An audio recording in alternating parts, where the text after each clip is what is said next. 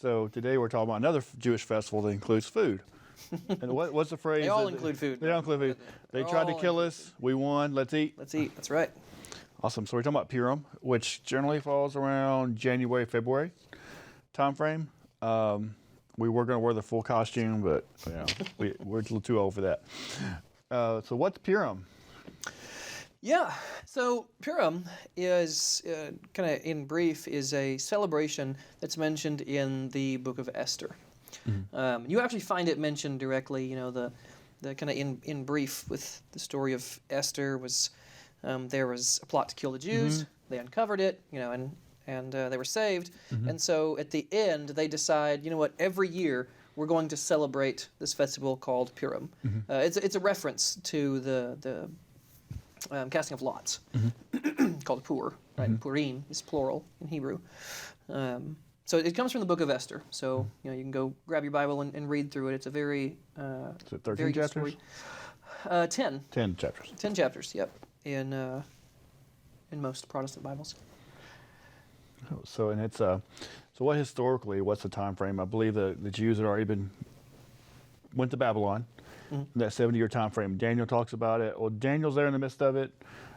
Jeremiah warned the Jews they're about to go to Babylon, and then they went to Babylon, and then Daniel was through 2 or 3 kings, and then somewhere in there, Esther is a queen, and then they start to come back under Nehemiah and Ezra later on. So there's like 70 years. As Jeremiah says, y'all straighten up.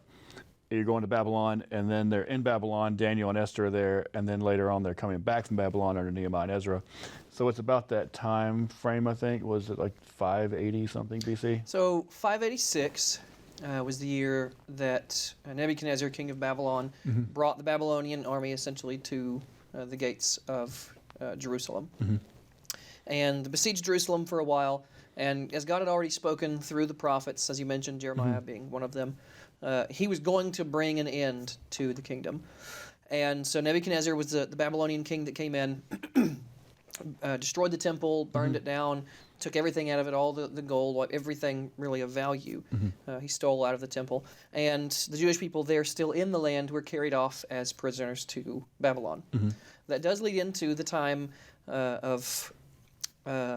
Ezekiel, for example, was mm-hmm. one of the exiles carried away to Babylon. Yeah. A lot of Ezekiel's visions and such that in his prophecies that he mm-hmm. sees are about coming back to the land. Yeah. And then, so you have some of the prophets that were written during that time, giving prophecies during the time that they were in Babylon. And then afterwards, Babylon. And mm-hmm. so, you have the Assyrian kingdom had come in first and taken over the northern tribes of Israel. Mm-hmm. The southern kingdom of Judah was taken over by Babylon. Mm-hmm. And then afterwards, the Persians came out. The Medo-Persian mm-hmm. Empire rose up. And that's what you read about in, for example, Ezra and Nehemiah. Mm-hmm. Now, the world power had been Babylon and Assyria, mm-hmm. some Egypt. Now the world power is Persia. So it switched, like in the middle of that 70 years, the Jews are taken to Babylon by the Iraq, Iran, this area. Mm-hmm. So the Jews are there under the Babylonians, and then the Babylonians get taken over.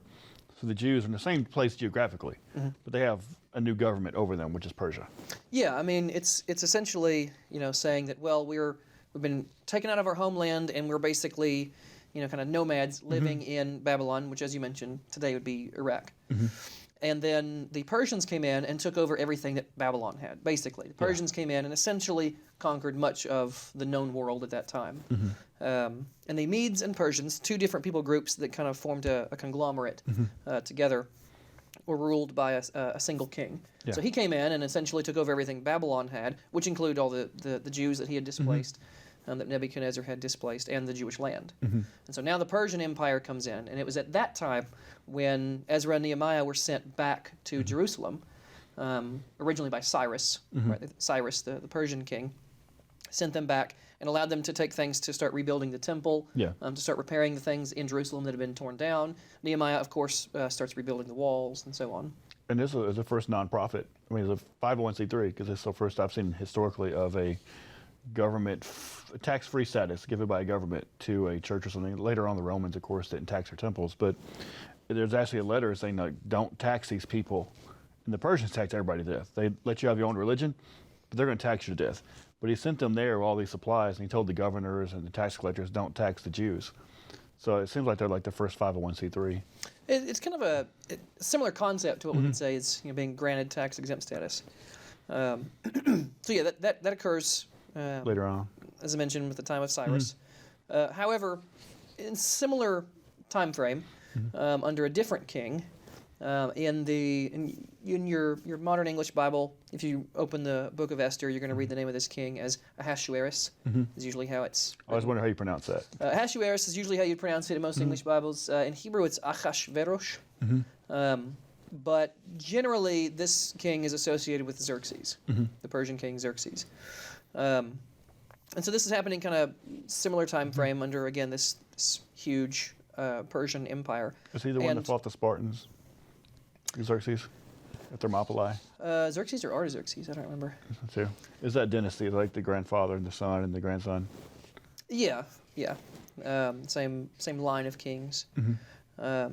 So this Persian king, and in the story of Book of Esther, was still ruling as king, and some of the Jews that didn't come back, because there were many that came back to Jerusalem. They came back to Judea to start rebuilding things, to rebuild houses, to work on the temple, to rebuild the wall, to bring in wares as merchants and sell them and all that. But there were many that didn't come back. And so there were some that had stayed in Babylon, for example, again, Iraq, and some that lived in the areas of Persian territory today closer to Iran.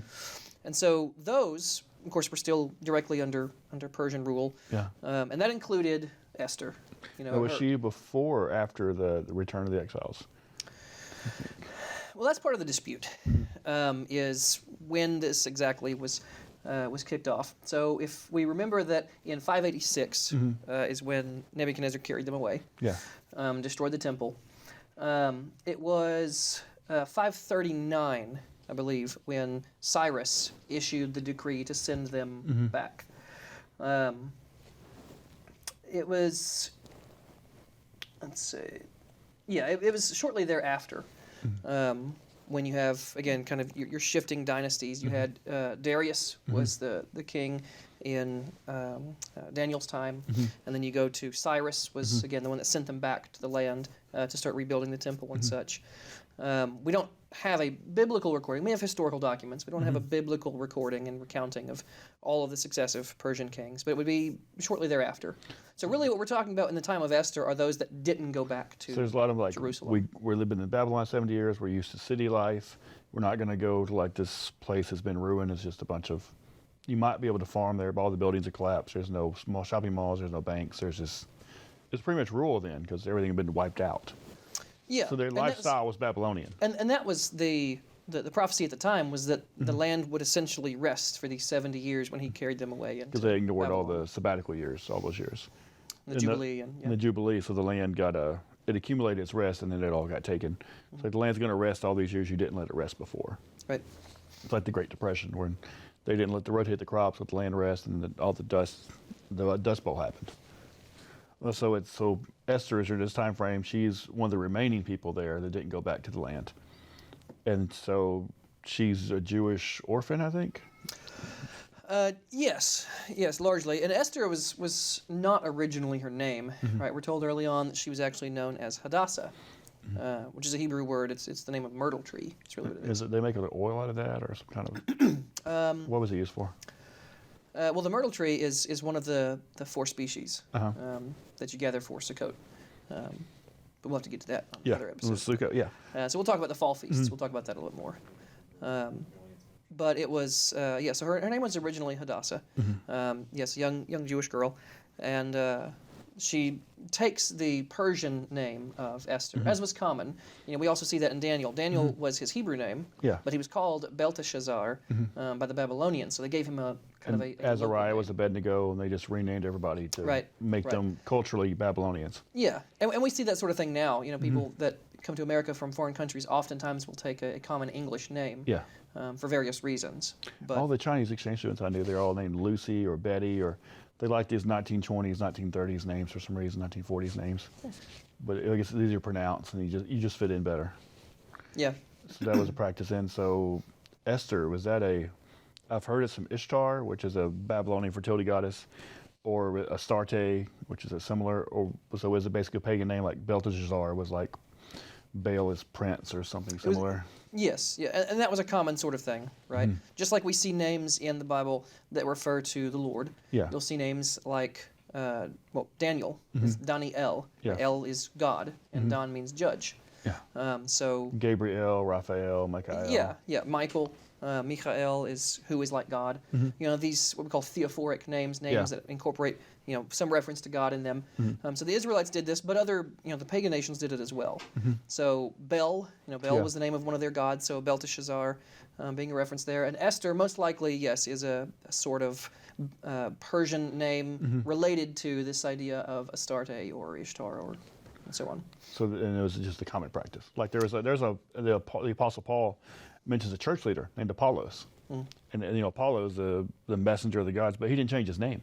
Right. He didn't feel it's necessary to make it something Hebrew. He was just like, okay, well, my name's Apollo, and I'm the pastor. I mean, they didn't have to de-paganize it. Right. And with Apollos too, he's a Greek-speaking person in the first century, going to Greek-speaking people Yeah. to teach. It would have just been odd. He would have fit in better Yeah. with that name. Same thing I think that we see with the Apostle Paul. To go off on a tangent for a second, was Paul's name Saul, and then after he converted, it was changed to Paul? No, they were both his names. Right? It was common in the Roman world to have 3 or even more names. It's like your name's Peter, you go to Mexico, and then you're Pedro. Well, for his Saul would be most likely Saul because he says that he was a Benjamite. Yeah. And Saul was the first king of Israel. He's the a tribe of famous. Benjamin. You name him after the famous person. Yeah, from their tribe. Yeah. Right, from the tribe of Benjamin, And the Esther most is famous Benjamite. person you could be is Saul, and so his Yeah. Jewish name was Saul, but then his Greco-Roman name being Paulus. Most likely he also had another name, probably a family name, Yeah. that he was known by, that he didn't use in his letters. But he wrote to Gentiles. He wrote to non-Jews. He wrote in Greek. Yeah. So it made sense that when he addressed people and introduced himself in his letters that he would use his Greek name, Paulus, Yeah. or Paul as we put it in English. Because all things to all men, it's like whatever, how you best relate. Yeah. Yeah. So with Esther, then yes, this takes place during the time when again there's still been most Jews have been scattered. They're Yeah. still exiled. Many have come back, but not all. So how do we get from like orphan Jewish girl wins the beauty contest to let's have a party every year with triangle hat cakes? Yeah, we'll have to explain that one.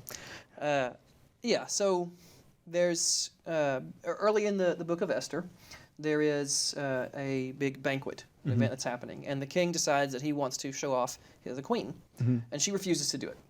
I'm not going to spoil it for everybody. Everybody should go read the book of Esther. Okay. But Don't cliff notes it by watching that One Night with the King movie. You guys actually read it. yeah, don't let Hollywood tell you what it is. Exactly. And so the queen refuses to go, and so he essentially sends her away. He's like, okay, well, I'm done. Exiled. And then he sends his servants out and says, find me a new queen. Yeah. And so they do. They essentially have a beauty contest. And Hadassah, this young Jewish girl who's living in the area, is also brought in and pampered by the For a whole servants. Put through most likely it's what we would consider going through beauty treatments and etiquette class and Yeah. all these different sorts of things. And so she's essentially trained how to be in the position should the king choose her. It's like Jewish pretty woman. Sort of, yeah. Yeah. A little classier. A little classier, yeah. And so he does incline towards Hadassah or Esther, and he does choose her, and so then she becomes the queen. And so as the story progresses along, there is a man who works for the king. You'd consider him kind of an advisor. Is Haman? Yeah, we'll get to that too. Yeah. Haman or Haman, as we traditionally pronounce it, and Haman hated the Jews. He was a Amalekite. And Agagite. Or Agagite, that's right. Agag. Of the Amalekites. Of the descendants of Agag, yes, which hails back to the book of Samuel. Where Saul was supposed to kill him. Saul was supposed to kill the king, and he didn't. And he didn't kill them all. He let some go. And Haman ends up being a descendant of the ones that Saul let go. Yeah. And so Haman comes up and he hates the Jews. And he comes up with this plot of how he's going to get them all killed. And again, without giving all the details away, the plot is uncovered by Mordecai. Yeah. It was Esther's Relative. uncle. Relative. Yeah. Uncle, cousin, there's a little bit of leeway in there. But he's her relative. And he's also kind of acting as her spiritual advisor. Yeah. And she's at times kind of going back and forth with, do I go through with this or not? What's going to happen? Yeah. Because I could displease the king and he could just decide to kill me. Which is custom. You had to put your scepter out, right? Or they would He had to extend the chop her scepter head off. if he was going to allow her to speak and accept what she had to say. Yeah. Again, he would incline towards her, or else he would say, you know what, no, get out of here. I've known some marriages like that. So, well, that was how theirs was. Yeah. And so she rightly was afraid of this potential outcome. But she declared a fast. And so they fasted. And traditionally within Judaism, there is also a fast that, heading into Purim to kind of commemorate this same thing, the Esther fast, And so they fasted and they prayed and they sought the Lord. And then after a few days, she had held a banquet. Yeah. She invited the king and all of his advisors. And she still didn't go to him. So she held another one. Yeah. And this time I'll do it. Kind of that Warm lose up your to it. nerve at the last minute. Yeah. And so again, the story progresses on, and you see this clashing between Haman, the bad guy, and Mordecai, representative of righteous Jewish people. And so there's this clash, and then eventually Haman had decided that all of the Jews should be hanged. And so they built gallows. They erected these large gallows to execute them. And at the end, this plot is uncovered, and she reveals that she's Jewish. Esther reveals that she's Jewish. And it is uncovered and discovered that Haman had this plot to kill Jewish people. Well, now the king, who's very fond of his wife, decides, well, you wanted to kill her and all of her relatives and all of this, and so you're going to be put to death. Because he takes a walk or something and lays away at the dinner. Haman just kind of lunges at Esther to beg for his life, and the king walks back. He's like, "Oh, you can fresh my wife now," or trying to. So he ends up having Haman killed on his own gallows. And his sons as well. And these are the gallows he built for Mordecai. The ones that he built, to kill the Jews. He himself was executed on. The kind of the dark part of the story. But nevertheless, so what we get into, and what you mentioned a little bit ago, is every year at Purim, again, the celebration of the story of Esther, we read from the Megillah, essentially the small scroll, if you will, of Esther. And we recount the story. There's different ways of recounting it, and we can talk about that in a moment. But we recount the story, and anytime that the name Haman is spoken, anytime you hear it, everyone's supposed to go boo or hiss, a little rattler. or they use little noisemakers, things to blot out Haman's name. Yeah. And anytime you mention the name of Mordecai, you say, yay, and you cheer, to praise the name of the hero. If you blotted someone's name out in the ancient world, that was the ultimate curse, is to have your name It was to be forgotten or blotted erased out. from existence, to be denied the afterlife, that sort of idea, to have someone's name blotted out. So it was a big, huge, insulting thing. So with Mordecai, you cheer, and with Haman, you boo or hiss. And then children really get into this, because you can read a Bible story, but you can be loud and interact and move, and you're supposed to make noise. It's all very participatory. Yes. Yeah, as with most things when it comes to traditions within Judaism, it's intended to relate to you personally in multiple ways. It's intended to ground you, right? Most traditions are intended to anchor us to the past, and that's really what this does. So the time someone gets Haman in position, they would have this big, giant, triangular goofy looking hat, like you're wearing a big black triangle on your head. Theoretically. So one of the dishes, actually, I guess it touches on that, that we would make to eat traditionally, are called hamantaschen. Yeah. And there's a dispute over whether it's a reference to Haman's hat or Haman's ears. They're actually little triangular jelly-filled cookies. And they're good. They are very good. I know a pastor in town, Tabernacle.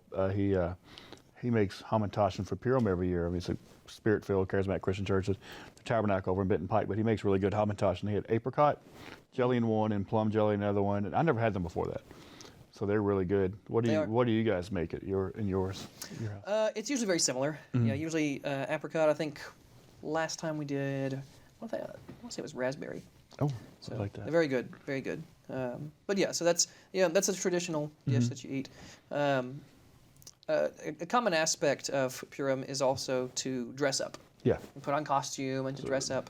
When I was a teenager, we actually, at the Messianic Synagogue, we put on a Purim play.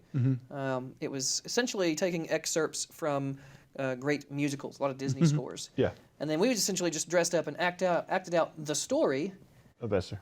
through each scene. Yeah. Acted out the story with the breaks between changes being narrated Yeah. at the time by the rabbi's wife to explain the story. And so we actually did both. We acted it out visually, and the story was being read. So it'd be a great church play. It is. It is. I mean, it's a great children's program to put on. It's fun for those that are involved, and even the audience, as you mentioned. You know, it's audience participation, because you can't even get off of one page before you've read someone's name Yeah. that either you're yaying or you're You're booing. hissing, and you're eating pastries the whole time, which is my favorite part. Well, I mean that is hard to turn down. Or look, and then so in the adults dress costumes, it's not just the children's thing. It's like adults wear costumes, or even adults have the Purim plays. Yeah, oftentimes, yeah. Usually, it's not just a play, but usually, if you attend a Purim event, sometimes they host Purim balls. Yeah. Kind of like a masquerade sort of thing, or they'll. Some congregations will host just a big Purim party. Yeah. And it's kind of essentially a costume party. Some will constrain it to the story itself. Yeah, and So some of their them- tradition is you got to be Esther or Mordecai Yeah. or Haman or Ahasuerus the king or Vashti, right, the first queen. Yeah, yeah. You got to be somebody from the story. Yeah. In other congregations, their tradition is much more lax, and so you'll have Spider-Man walking through the door, Yeah, or Purim. somebody else. Yeah. Well, it's like in Israel, it's a little bit different because Israel seems like in modern state of Israel, like Tel Aviv, seems to have combined like Mardi Gras and Halloween and called it Purim. It's become quite a raucous party. Yeah. Yeah. But it's like a whole different thing. But like you said, a Messianic congregation, like they might have a Purim party, a Purim play, which is generally biblical characters and things. But if you go to the Middle East or you go to Israel or Brooklyn or something, it might be a different thing. Just don't be surprised. But are Messianic congregations, like Messianic Jewish synagogues, are they generally open to like public, like you use like a church play, a Christmas play? So everybody come to the Christmas play. Is that generally an in-house thing, or are they generally open to the public? If somebody wanted to see a Purim I mean, that event? can vary greatly. Sometimes, either depending on the area or just the families and of the congregation that are there present. Yeah. Sometimes it's a sort of an invitation thing. Sometimes it's a congregational members only Yeah. thing. Really, it's just the sort of thing that you should reach out to that congregation and verify what they do Yeah. and how you can observe it. And see, like, are you guys doing a Purim play this year? Just see how they, how open they are, and if they're doing an open house or something. Yep. Or even for churches, that's a great outreach. Like, hey, we're having a costume party, or we're having a play, and come out and learn about the Book of Esther, because it's a book in the Bible. We talked about Hanukkah in the last episode, which is it's historical, and it's mentioned in the Bible. But when Purim is, the entire Book of Esther is dedicated to this concept. And we had one of our founding pastors, Jonathan's a pastor at NRF and Nehemiah Restoration Fellowship, and so was Jeff Young.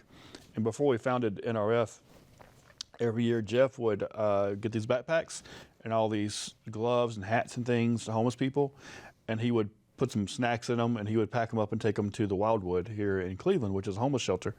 Because it's in the last chapter of Purim, a lot of how the Jews celebrated feast was they have portions for the poor. Like if you're too poor to have a party, you're too poor to celebrate, the people that had would kind of give you part of theirs. Like you could participate too, you could celebrate as well, even if you didn't have the funding. So sometimes people go do something for the homeless or do some outreach and things. Yes, that's a common practice. In days gone by, you would say it's almsgiving, money dedicated to the poor. That concept in Hebrew is usually called tzedakah. We would say, oh well, it's benevolence fund. Yeah. It's funds that are meant for the poor, the less fortunate. But tzedakah in Hebrew literally means righteous, right, or righteousness. Like a righteous act. It is, because giving to the poor is considered an act of righteousness. So it's not just about being a super nice person. It's about actually giving, actually doing, and interacting. And it gives if the congregation gave it, or if an individual did something like reaching out to the homeless with homeless outreach, it builds relationship building. It's not just let's write a check for somebody. It's building relationships and inviting people in, inviting the lonely into your home to celebrate. Because hospitality was one of the highest callings or giftings or traits and virtues in the ancient world, because you die without it. So hospitality, it was huge in relationship building, and that's what brought people into the kingdom. And I mean, Judaism was like the second largest religion in the Roman Empire, or similar. It was becoming a very rapidly expanding religion through the persecution, because a lot of women were converting, and wealthier families were converting, and they had good relationships with the outside world, people were converting a lot to Judaism. Yeah, I mean, there was even a king that converted, Azadis. And it's like they're always mindful of the poor. Like Christianity came along out of Judaism, because Christianity was always a sect of Judaism, and the slaves, women, the poor, other oppressed people groups are drawn to it because they were ignored by the other religions. So the Purim, are you guys doing Purim next year? Are we doing congregational Purim? Yeah. So NRF, we will be doing Purim. We still have yet to figure out how we want to handle it. We've got a lot of children. They're very, very young. But they're very young. Yeah. Yes. I mean, I've mentioned before, I've got 5, but they're all under age 9. So we have a lot of kids, but they're not really at the state yet where we could, very well organize, A Purim play. A good Purim play. So more than likely, what we'll do is we'll have same thing as we did for Hanukkah. Yeah. Essentially just a big gathering, almost a big party, where people can come in and they can dress the part if they want. They can enjoy the food. They can enjoy the fellowship. At the core of most of this, as we like to remind people, these festivals, it's not just to do them for the sake of doing them. Yeah. Right. This is not just some sort of mechanical religious thing. At their core, they are community. They are fellowship. Right. The purpose ultimately is to glorify God, to build up and edify the body, to be there for each other. It's relationship building. It is, and most of this starts in the home. But for a lot of people, it's some things are difficult to convey to your kids, or sometimes kids get bored. Yeah. Right? Absolutely. Especially if it feels like a lecture. A 2-hour history lesson. Exactly. Every time you go to church. Yeah. It starts to feel like a lecture, and kids don't want to be lectured because they already get that in school. Yeah. So we try to do things that are more interactive. We try to do things that are fun. For Hanukkah, we had dreidel tournaments, prizes they could win. We had games that they could play, all sorts of things to get them involved. And the whole point is it's all fun and games. Yeah. But at the end of the day, they're learning. Just positive association. And it is. It's not just, well, here's a story from the Bible, but here's how we connect with it. Yeah. Like I mentioned with tradition, it's anchoring us to generations from the past.